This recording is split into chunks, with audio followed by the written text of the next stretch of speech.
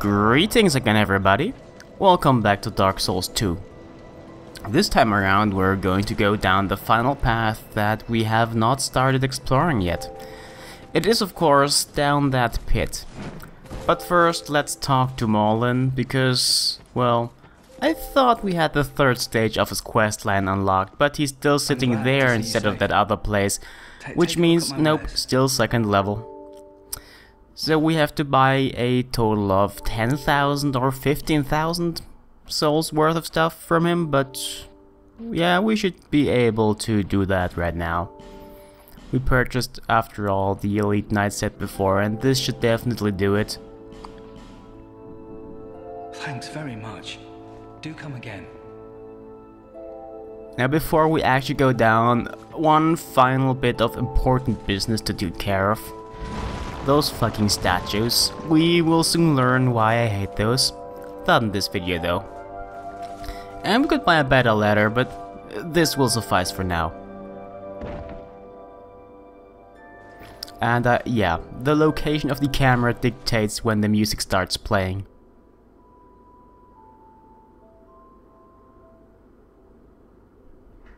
The same was true for the first game as well.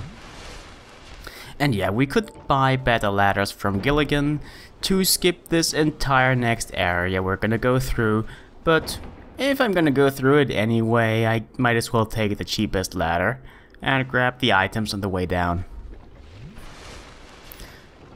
You actually don't need to jump there. You can just run. But you definitely don't want to drop on any of those beams because they will just break.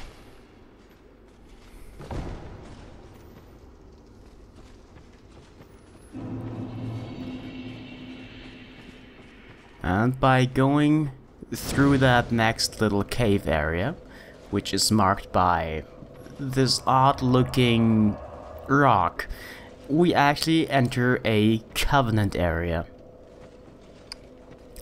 It's a very unique Covenant. Sadly, we won't get any invasions of that Covenant, or rather, the way this Covenant works is that whoever enters this area gets summoned to another player's world, and the other player will have to defend their world.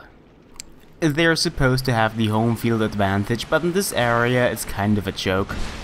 Because all whoever gets summoned has to do is to just get through the area to the fog gate, and this area is very easy to get through.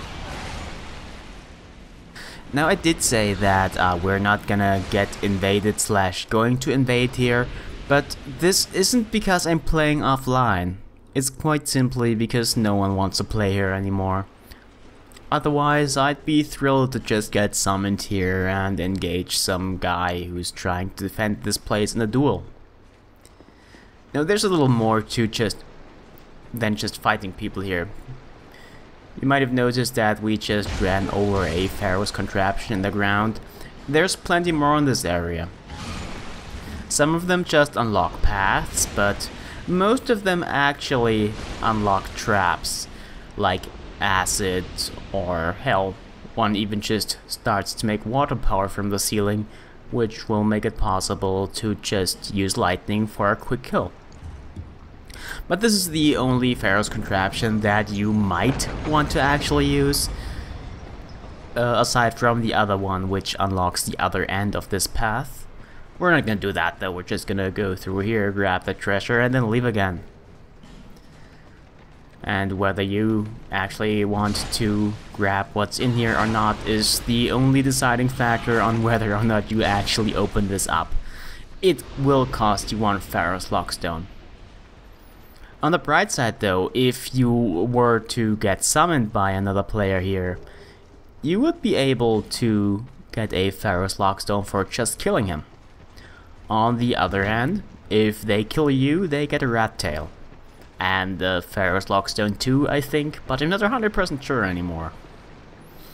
Anyway, yeah, that other wooden plank we just whacked is actually the exit of that room, which we could open from the other side, but we're not gonna. And we're almost through the area already. To the right there is actually the end of it. So let's go the other way.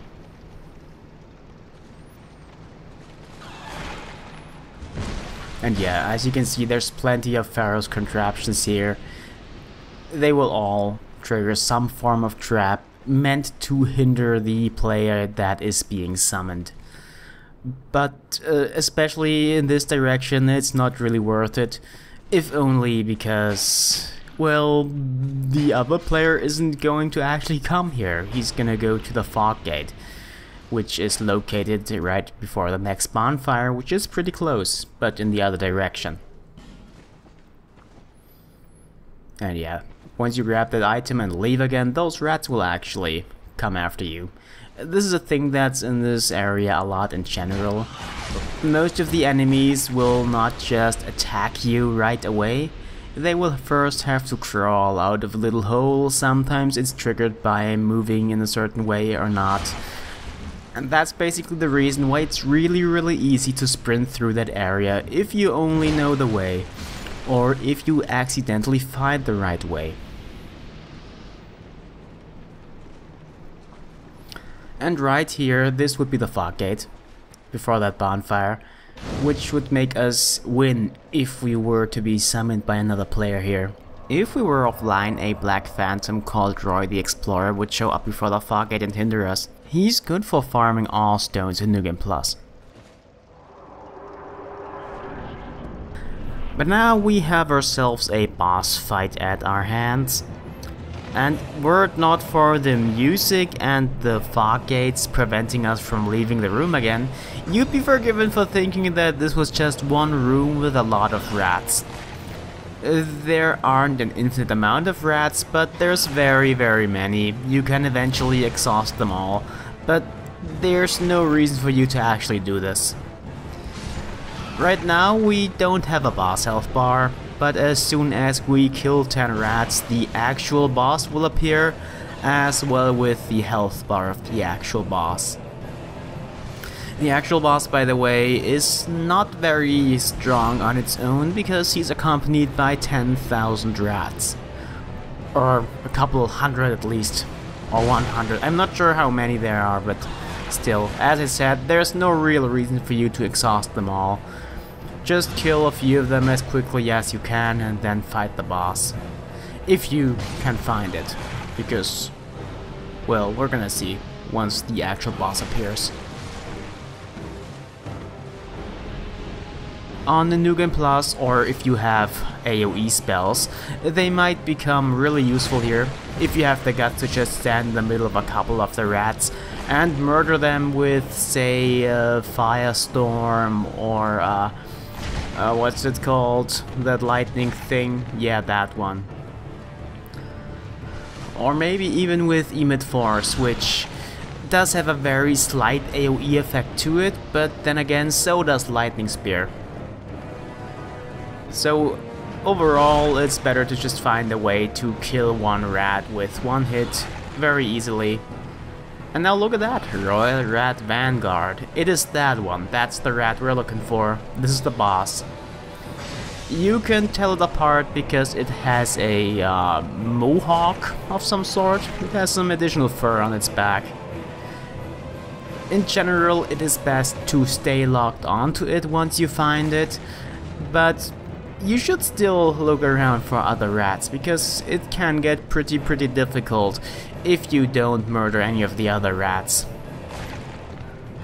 The Royal Rat Vanguard doesn't even have any other moves compared to the rats, just more health, and he inflicts toxic on you more quickly. But with range attacks, you can take care of him rather easily. And once he's dead, all the other rats just scatter and leave. And look at that, a rat tail. This item is also dropped by the regular rat enemies, by the way. But if you didn't get one yet, you have one now. Oh look, another rat. Leave this place, human. We have no time for thy kind. Humans bring nothing but filth. Is that a rat tail, human? Thou'st one of mine rat burrows conquered. This will not go unnoticed. Rejoice, for the right to serve me is now thine. Since thou'rt human still,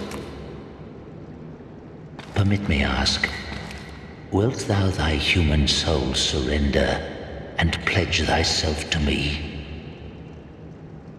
Swearest thou by the sweet-tempered sludge that laps at our bosoms?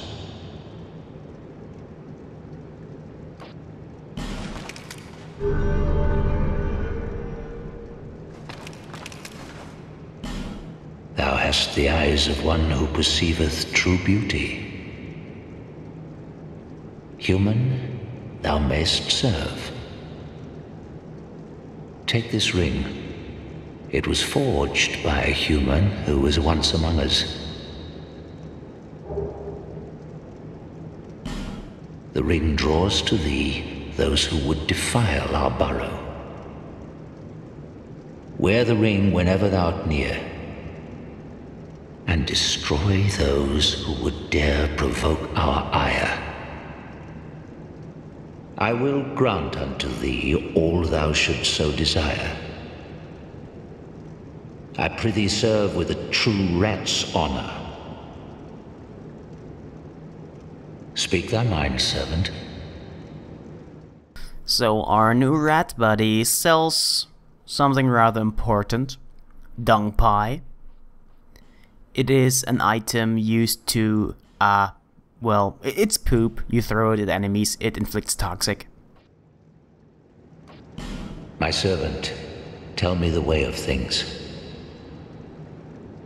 There has been much honor in thy service, despite the human blood coursing thy veins. I am merciful, and trust in thee as I would any rat. The insolent fools line up to trample upon our burrows. My servant, dispatch these invaders, and thy reward will be handsome indeed. Knowest thee of the lockstones, those odd contraptions fashioned by human hand long ago? Thou art human, and thence able. I know thy kind, base plotters and schemers all. Put these contraptions to thy employ against thy foe. My servant, tell me the way of thing. I am my servant. Alright, now that we joined the rats, none of the enemies in this area will attack us any longer. So, yeah, we can just walk around here without having to deal with anything. Now, there is another Rat Covenant area, and we're gonna go through it right now. We see once more this rat-shaped rock, which marks the entrance, but first let's go the other direction. Because here's a mimic I just walked past last time we went through here, so let's deal with it now. Now, on New Game Plus we didn't join the Rat Covenant yet. But if we had joined it, we could walk past this entire area behind the rat-shaped rock without any fear of being attacked. And while the other area, the Grave of Saints, is a joke if you get summoned as an invader, this one is kind of difficult, because the odds in this case are definitely with the defender. As you can see here, we have to deal with one rather large enemy and also a small enemy. And there's more than just that one dog/rat hybrid. There's a couple more hiding in the kind of shallow water, which also slows down your movement. So yeah, you're definitely at a disadvantage here if you get summoned to invade. And there's also a couple traps that can be unlocked to hinder your progress. A lot of them just make you deal with extra enemies, but that's already bad enough. If you have to deal with someone who uses lightning, well, you might have noticed that there's a lot of water here. Yeah, that can cause a problem. And yeah, 3 Pharros contraptions here. And this door ahead of us has 3 segments. But you can just use the middle one and you're gonna have an easy time dealing with whatever's inside, because it's almost certainly gonna be an enemy. And then you can also grab the treasure that's behind it, of course. This is, I think, the only time in this area you have to use a Pharros Lockstone to get to a unique item. Santia's Spear. It is quite a unique weapon, because right now, if we were to equip it, it would have the moveset of a halberd, because it is a spear with a giant rock attached to it. Well, giant is a little an exaggeration, but you get the gist. And if we were to break the weapon, the rock would fall off and we'd have an actual spear to use. But anyway, this is gonna be something that I will probably show you at another time. Meanwhile, let's go on with this area. Again, if we were in the Rat Covenant, this would be a complete joke because we could just walk through there without having to fear any attacks of anything ever. And yeah, I'm not gonna use any more of those Pharros Lockstones. At least not if I don't know that I will get something out of it, even if it's just a little. You can definitely get a little more out of it if you're in the Rat Covenant and use it to defend here. But most of the Rat Covenant matches that I have witnessed or been a part of actually begin and end in that first room down there. You're not actually supposed to engage yourself, but most of the time, if I'm the defender, I do just because it's a little more fun. But you don't actually have to put yourself at risk here, which is why I say that the odds are definitely in favor of the defender. And yeah, we're using a sword this time around. It's the Varangian sword. It's the sword dropped by the guys in No Man's Wharf. We also infused it with fire for a little extra power. It's a pretty good weapon actually, I'm a little surprised. Normally, if you use a straight sword, it's not gonna do a lot of damage. This one, however, does a satisfactory job in my book. One gripe I have with long swords, or rather straight sword type weapons in this game, is that there's only very few of them that combine slashes and thrusts. This one is pretty much exclusively slashes. There's no thrust. The slash and thrust mixed movesets are pretty much reserved to great swords this time around, which, as you may know, happens to be the main reason I really like great swords. And those are germs, by the way. They are the same type of guy that Gavlan is, only Gavlan is peaceful and not a jerk at all like those guys who try to kill us. Gavlan is pretty chill and sells us poison related stuff and stuff to heal poison as well. He's a cool guy, yeah. Those guys aren't, but they're easy to defeat anyway. They move really slow, they do hit hard, so don't get hit. But seeing as they move very slow, this shouldn't really be a problem. Concerning the lore, the Germ are kind of mad at humans because they drove them underground for stupid reasons. Because they thought the Germ were impure, whatever that even means. But yeah, that's why the Germ hate the humans. Except for Gavlan, of course, because Gavlan is chill as fuck. Anyway, one more of those segmented doors. Last time we got something neat out of it, so let's try again. But this time, let's do this a little more quickly. Don't need to take hours with a bow again.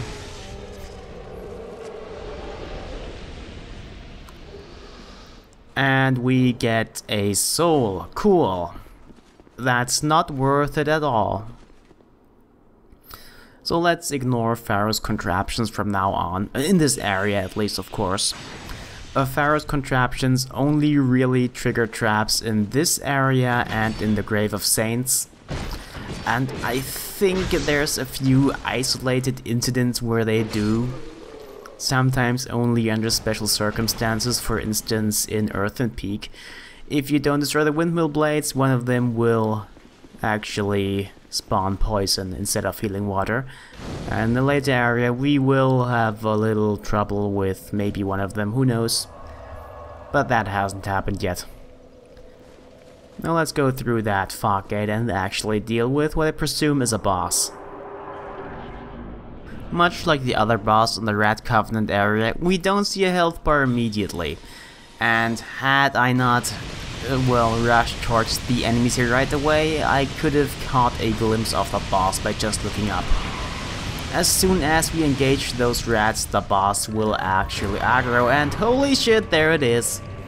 Yes, it's a giant version of those dog-rat hybrids, although its soul actually refers to it as a rat, period. But that doesn't really change the fact that it looks a lot like a dog, kind of. Yeah, the biggest difficulty from that fight actually comes from his tiny little friends, which I wanted to take care of with Blinding Bolt. And I tried several times, as you could see from the fact that my blood sim was on the ground. And a lot of the times, Blinding Bolt actually manages to take out at least 2 or 3 of the rats. This time around though, only one. It's very random, but a good way to actually take care of some of them, which inflict toxic, by the way. But once those rats are dead, it's not much of a problem anymore. As long as they are there though, you will have to be very careful and find a good way to attack them first, no matter what. Because taking care of the big guy isn't gonna be very easy otherwise. And this attack here, you can dodge it. I prefer to block it though, because if you dodge it, there's a good chance that it will hit you regardless. It seems to have a lot of active attack frames, and dodging it really doesn't really seem worth it. I get hit a lot of time anyway, so blocking it is certainly a good option, which I prefer. And this is kind of similar to the boss fight against Sif from the first game, in that it's a giant dog-like being. What's also similar is that this one's weak to fire. Another thing that's similar is that it's easiest to just get right in his grill and stay under him. Under him is the safest spot to be. You'll be able to attack its legs, and that shouldn't be a problem. If you stay under it, the worst thing that can happen is that the Royal Rat Authority will just jump away and you'll have to get under it again. What the Royal Rat Authority definitely doesn't have, which Sif had, is a giant fucking sword in its mouth. Which is why I prefer Sif. Yeah, judge me. But anyway, this fight isn't very hard. Unless of course you make it hard by staying far away from it. This is true in general in Dark Souls, but even more so this fight, obviously. I mean, just look at that. And that final attack it did, which it can do in the middle of a fight as well, is that it vomits acid. You don't want it to do that, or at least you don't want to be caught in it, because it will eat through your durability really quickly, and you might have to switch weapons mid-battle or armor or whatever. Anyway, hey look, we know that guy already. Let's talk to him again. And actually join the Covenant. A rat tail human. Alright, so we have a couple of rat tails left from previous playthroughs where I didn't use them. So let's actually give them all to that guy. Because that way we will be able to get to the next level of the Covenant, get a little reward, and also a little more lore in this case.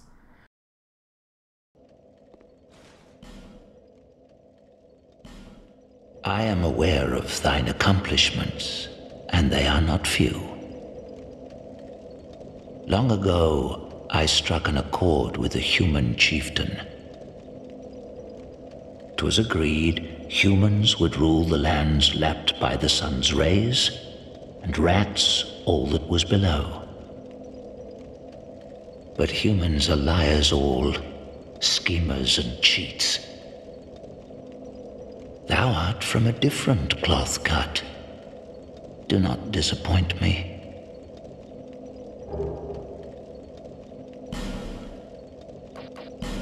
My servant, do not disappoint me. This isn't the final tier of the Rat Covenant, but this is as far as we're gonna get. And yeah, if we drop back down there again, we will be back at the first bonfire of this area. Right here. And that'll be it for today. Unless of course you wanna see the boss weapons. For each of the boss's souls we get one pyromancy. For the Royal Rat Vanguard soul we get Toxic Mist. And for the Royal Rat Authority soul we get Acid Surge. Both of those spells are good to be dicks to players. Toxic Mist inflicts toxic to any enemy who stands for long enough into the poisonous cloud, while Acid Surge, well, destroys equipment. Or rather lowers the durability, but to my knowledge it doesn't really do anything against NPC enemies. Toxic Mist, however, is very effective against those guys. It's also really good against some of the bosses. Of course, some bosses are immune to poison, but Toxic Mist in general, especially if you have a cluster of enemies, is gonna be really useful to you. Right here, for instance, I managed to poison 2 enemies with just one Toxic Cloud. And those guys die fast, but it's really useful against enemies in general. Particularly if they're bigger enemies you don't want to deal with. So since Acid Surge is only really useful in PvP and some select PvE enemies, well, I decided to actually show some of the Rat Covenant PvP right away instead of later when I do a collected video of those PvP type things. That guy, by the way, got toxicked by the rat, not by Acid Surge. Acid Surge only degrades the durability of his equipment, and to my knowledge, as far as I could tell, it didn't really do anything here. Like, it may have reduced the durability, but not destroyed anything actually.